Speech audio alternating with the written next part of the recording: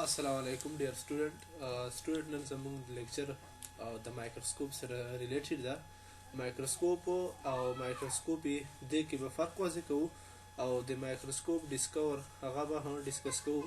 نو چلو شروع کوو. لیټس گو سٹارټ. اول خو ډیفاین مایکروسکوپ دا د کلاس 9 بیولوژي چلرم یونټ ده او نن سیکنډ ټاپک ده هغه کې ډیفاین مایکروسکوپ. نو ډیفینیشن داسې ده اټ از ا انسټرومنټ. دا یو آله ده، انسټرومنټ ده چې هغه موږ استعمالوو which is used for observation مشاهدې لپاره those things which cannot see هغه شیان چې کوم په نیکټ آی باندې نشي کتل هغه ارګانیزم those organism which cannot see naked eye هغه ارګانیزم چې په نیکټ آی باندې نشي کتل مایکروسکوپ هغه ته موږ بیا مایکروسکوپ استعمالوو.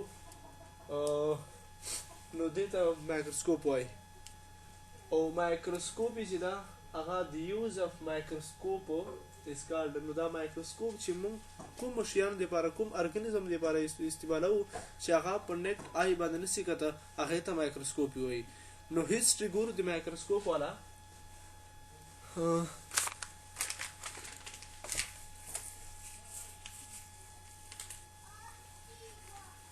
مایکروسکوپ هغه هیستوري ګورو. یو ساینټیسټ و چې هغه نوم و زکریاس جانسن. زکریاس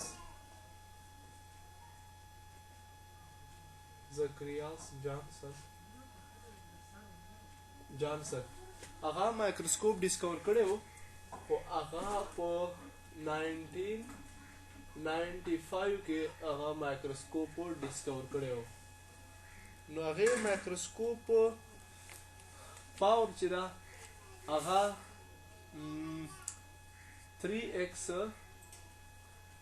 plus 9x مطلب 9 times د یو ارګانیزم چې یو آبجیکټ هغه به د انلارج کوو. ایو بل ساینټیسټ و چې هغه نوم و انټون وین لیون هوکو.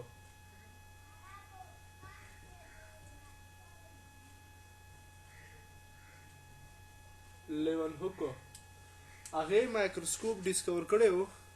نو د هغه مایکروسکوپ چې کوم پاور و هغه 250x و، یعنی 250 ټایمز به د یو آبجیکټ هغه انلارج کوو.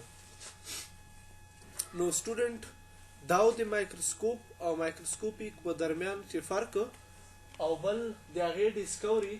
مایکروسکوپ مو ډیفینیشن داسې وکړو چې دا یو انسټرومنټ ده. it is an instrument which is used for observation and those things and those organism which cannot see by naked eye.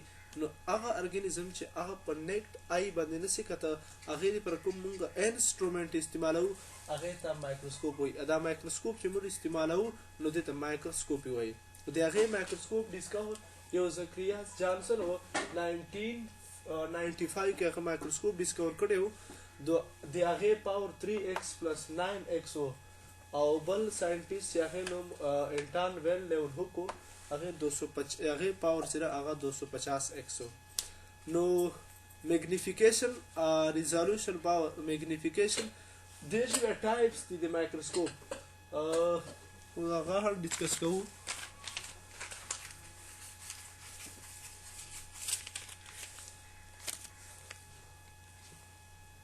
یو سمپل مایکروسکوپ و. سمپل مایکروسکوپ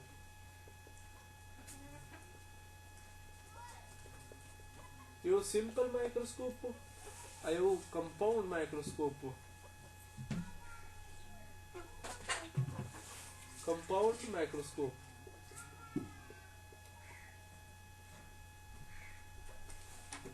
سمپل مایکروسکوپ او کمپاوند. نو سمپل د ورډز نه نظریه دا سمپل مایکروسکوپ ته نو دی به میګنیفیکیشن پاور هم ورکوي او ریزولوشن پاور هم ورکوي.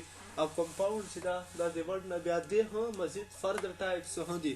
نو دا به نیکسټ لیکچر کې ډیسکس کوو ان شاء الله.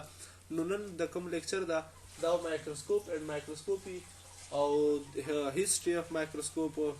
سو سټوډنټ دا نور مزید سټوډنټانو سره شیر کړئ او لایک یې کړئ او شیر یې کړئ.